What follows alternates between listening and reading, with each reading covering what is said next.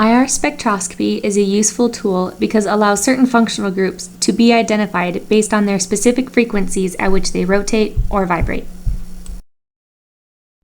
After obtaining your unknown from your lab assistant, you're going to clean the IR spectrometer.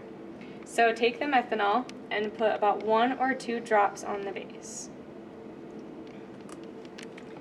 Take a Kim wipe and clean the base and the pin and dispose of the pin wipe. Once the IR is clean, you're going to take your sample and put it on the base.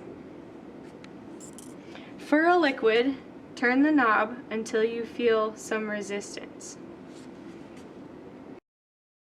If you have a solid substance, keep turning the knob until you hear a click. Once you put your sample on the IR, come to the computer and click Start. Click Next. Once you see a preview in your sample in this window, click Next.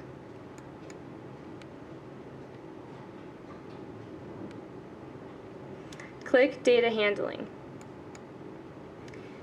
Go to ResPro. ResPro will open up in the background and click on it. And click on the sample, where you can go to File and Print it. Make sure that the printer is set to the HP Laser 2050 and click OK.